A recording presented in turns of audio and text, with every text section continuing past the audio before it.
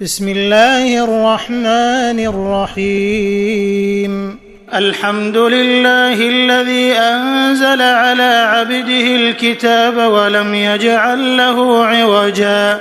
قيما لينذر بأسا شديدا من لدنه ويبشر المؤمنين الذين يعملون الصالحات أن لهم أجرا حسنا ماكثين فيه أبدا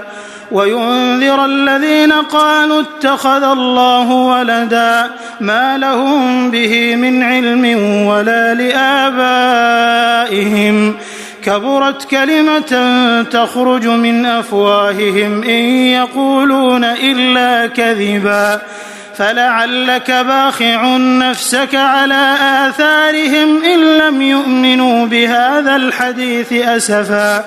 إنا جعلنا ما على الأرض زينة لها لنبلوهم أيهم أحسن عملا وإنا لجاعلون ما عليها صعيدا جرزا أم حسبت أن أصحاب الكهف والرقيم كانوا من آياتنا عجبا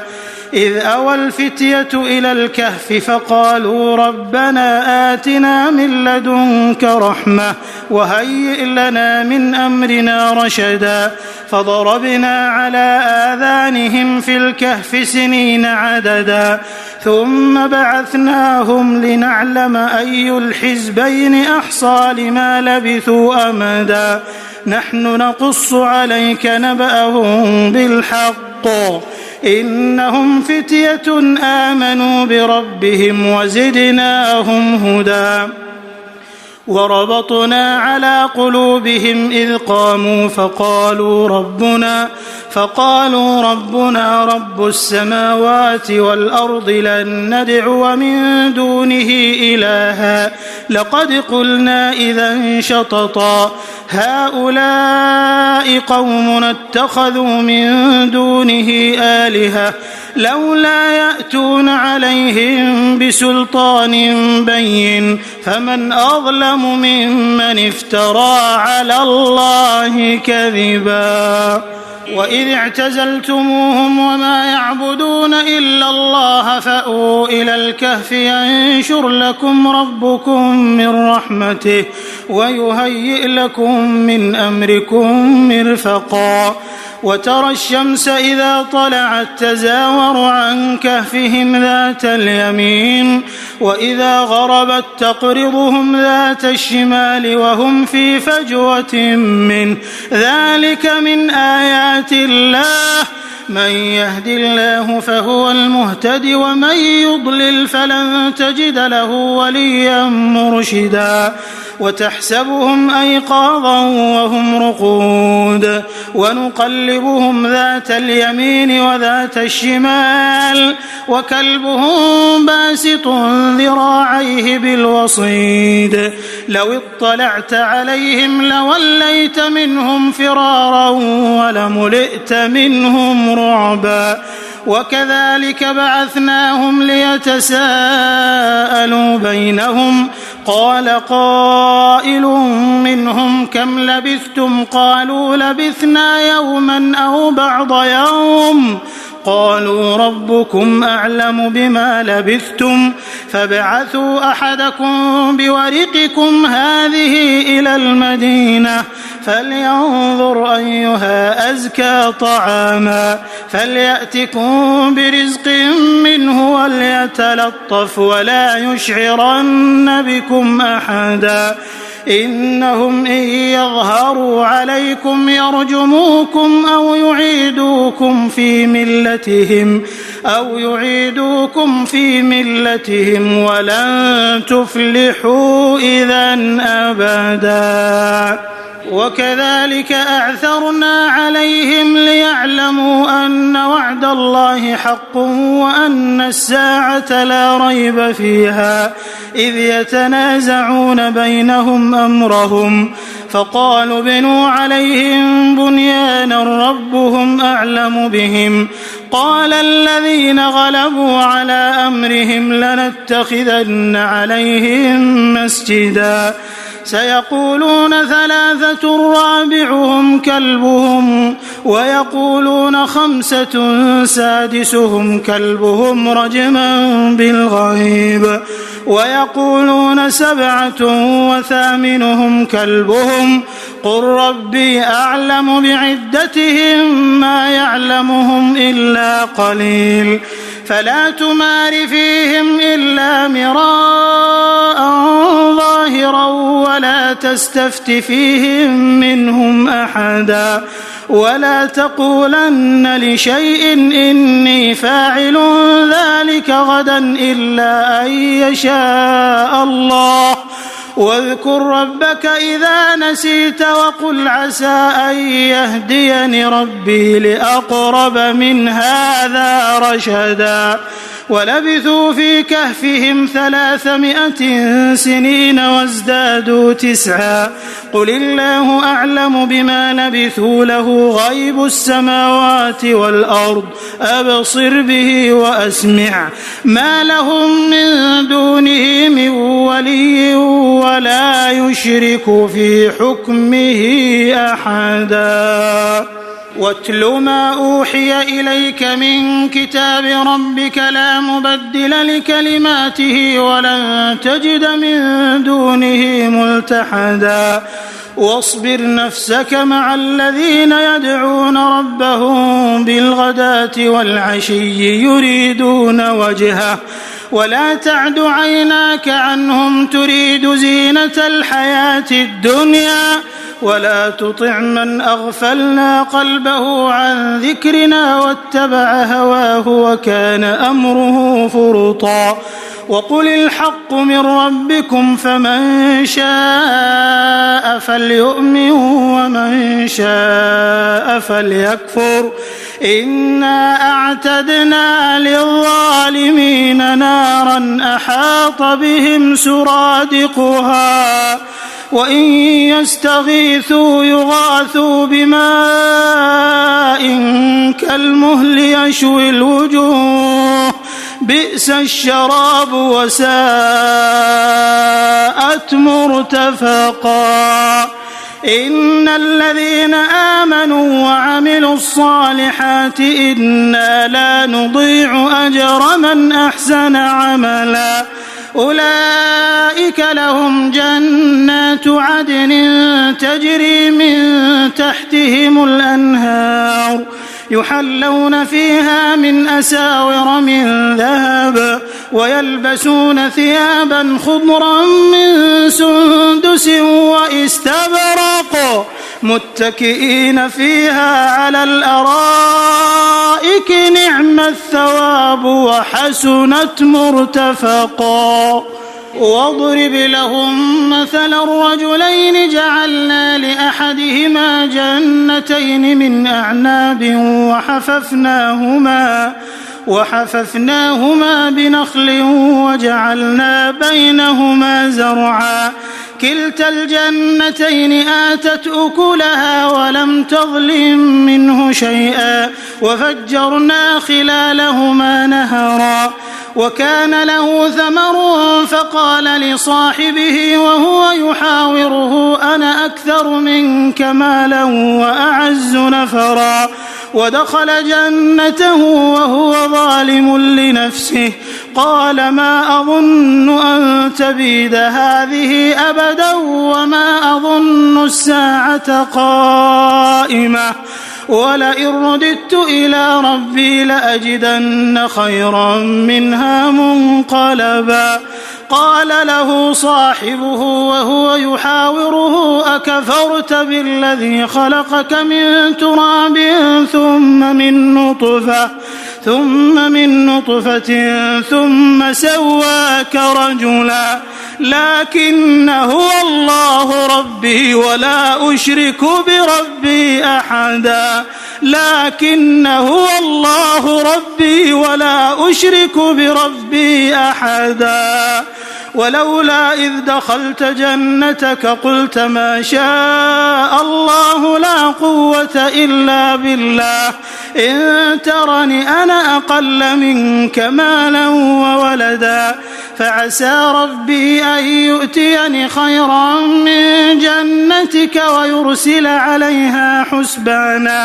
ويرسل عليها حسبانا من السماء فتصبح صعيدا زلقا أو يصبح ماؤها غورا فلن تستطيع له طلبا وأحيط بثمره فأصبح يقلب كفيه على ما أنفق فيها وهي خاوية على عروشها ويقول يا ليتني لم أشرك بربي أحدا ولم تكن له فئة ينصرونه من دون الله وما كان منتصرا هنالك الولاية لله الحق هو خير ثوابا وخير عقبا واضرب لهم مثل الحياة الدنيا كماء أنزلناه من السماء فاختلط به نبات الأرض فأصبح هشيما تذروه الرياح وكان الله على كل شيء مقتدرا المال والبنون زينة الحياة الدنيا والباقيات الصالحات خير عند ربك ثوابا وخير أملا ويوم نسير الجبال وترى الأرض بارزة وحشرناهم فلم نغادر منهم أحدا وعرضوا على ربك صفا لقد جئتمونا كما خلقناكم أول مرة بل زعمتم أن لن نجعل لكم موعدا ووضع الكتاب فترى المجرمين مشفقين مما فيه ويقولون يا ويلتنا ما لهذا الكتاب لا يغادر صغيرة ولا كبيرة إلا أحصاها ووجدوا ما عملوا حاضرا ولا يظلم ربك أحدا وإذ قلنا للملائكة اسجدوا لآدم فسجدوا إلا إبليس كان من الجن ففسق عن أمر ربه أفتتخذونه وذريته أولياء من دوني وهم لكم عدو بئس للظالمين بدلا ما أشهدتهم خلق السماوات والأرض ولا خلق أنفسهم وما كنت متخذ المضلين عضدا ويوم يقول نادوا شركائي الذين زعمتم فدعوهم فلم يستجيبوا لهم وجعلنا بينهم موبقا ورأى المجرمون النار فظنوا أنهم مواقعوها ولم يجدوا عنها مصرفا ولقد صرفنا في هذا القرآن للناس من كل مثل وكان الإنسان أكثر شيء جدلا وما منع الناس أن يؤمنوا إذ جاءهم الهدى ويستغفروا ربهم إلا أن تأتيهم سنة الأولين أو يأتيهم العذاب قبلا وما نرسل المرسلين إلا مبشرين ومنذرين ويجادل الذين كفروا بالباطل ليدحضوا به الحق واتخذوا آياتي وما أنذروا هزوا ومن أظلم ممن ذكر بآيات ربه فأعرض عنها ونسي ما قدمت يداه إنا جعلنا على قلوبهم أكنة أن يفقهوه وفي آذانهم وقرا وإن تدعهم إلى الهدى فلن يهتدوا إذا أبدا وربك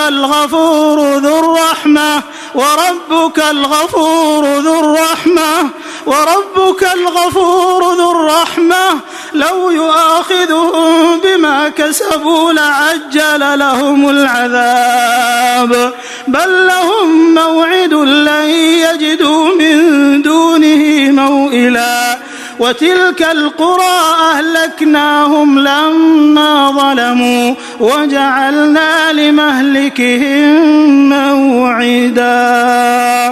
وإذ قال موسى لفتاه لا أبرح حتى أبلغ مجمع البحرين أو أمضي حقبا فلما بلغا مجمع بينهما نسيا حوتهما فاتخذ سبيله في البحر سربا فلما جاوزا قال لفتاه آتنا غداءنا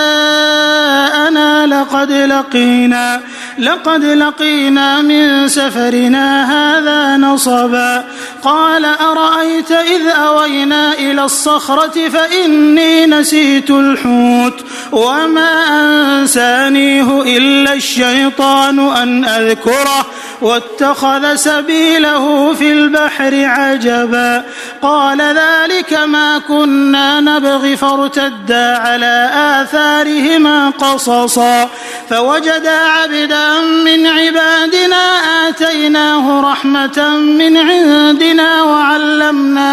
وعلمناه من لدنا علما قال له موسى هل أتبعك على أن تعلمني مما علمت رشدا قال إنك لن تستطيع معي صبرا وكيف تصبر على ما لم تحط به خبرا قال ستجدني إن شاء الله صابرا ولا أعصي لك أمرا قال فإن اتبعتني فلا تسألني عن شيء حتى أحدث لك منه ذكرا فانطلقا حتى إذا ركبا في السفينة خرقها قال أخرقتها لتغرق أهلها لقد جئت شيئا إمرا قال ألم أقل إنك لن تستطيع معي صبرا قال لا تؤاخذني بما نسيت ولا ترهقني من أمري عسرا فانطلقا حتى إذا لقيا غلاما فقتله قال أقتلت نفسا زكية بغير نفس لقد جئت شيئا نكرا قال ألم أقل لك إنك لن تستطيع معي صبرا قال إن سألتك عن شيء بعدها فلا تصاحبني قد بلغت من لدني عذرا فانطلقا حتى إذا أتيا أهل قرية استطعما أهلها فأبوا أن يضيفوهما فوجدا فيها جدارا يريد أن ينقض فأقامه قال لو شئت لاتخذت عليه أجرا قال هذا فراق بيني وبينك سأنبئك بتأويل ما لم تستطع عليه صبرا أما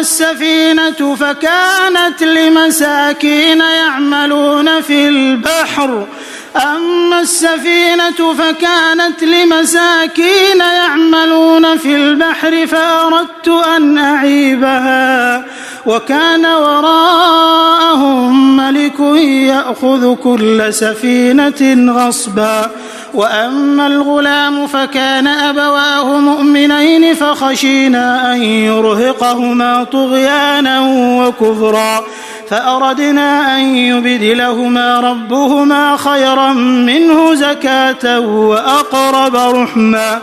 وأما الجدار فكان لغلامين يتيمين في المدينة وكان تحته كنز لهما وكان أبوهما صالحا فأراد ربك أن يبلغا أشدهما ويستخرجا كنزهما رحمة من ربك وما فعلته عن أمري ذلك تأويل ما لم تستطع تستطع عليه صبرا ويسألونك عن ذي القرنين قل سأتلو عليكم منه ذكرا إنا مكنا له في الأرض وآتيناه من كل شيء سببا فأتبع سببا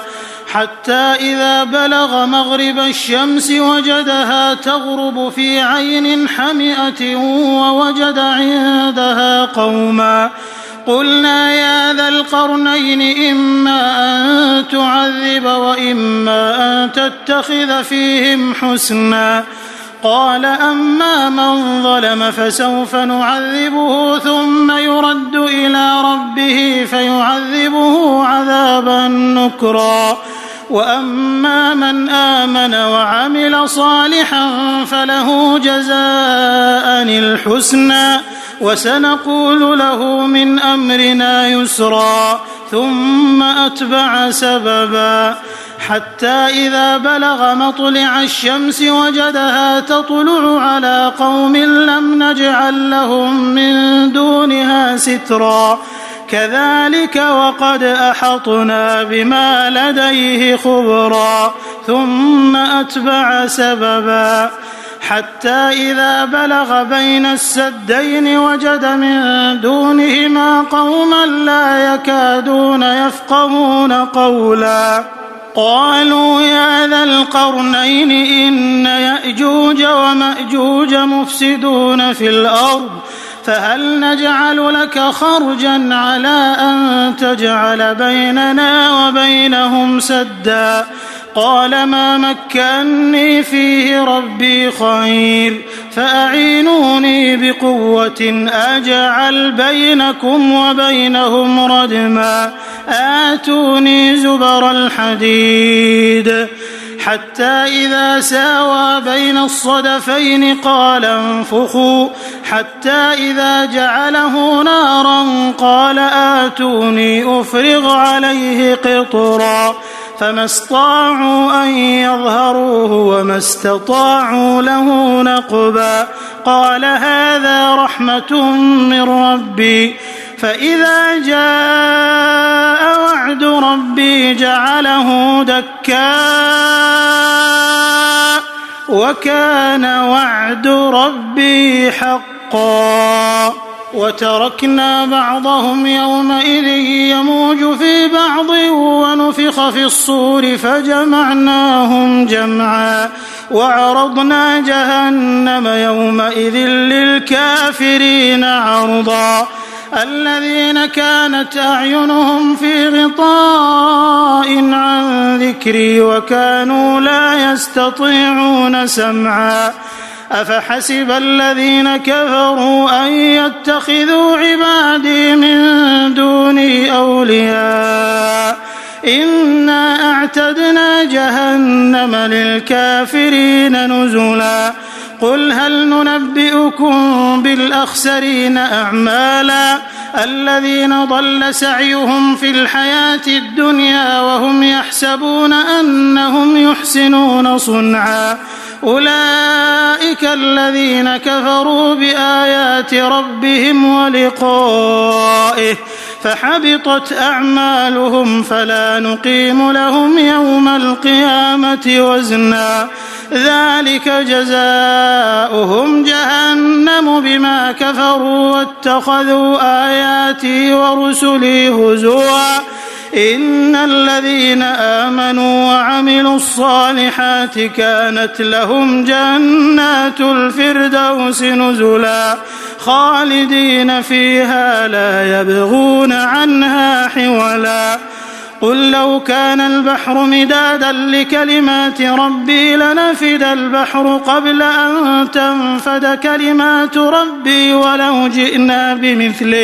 ولو جئنا بمثله مددا قل إنما أنا بشر مثلكم يوحى إلي أنما إلهكم إله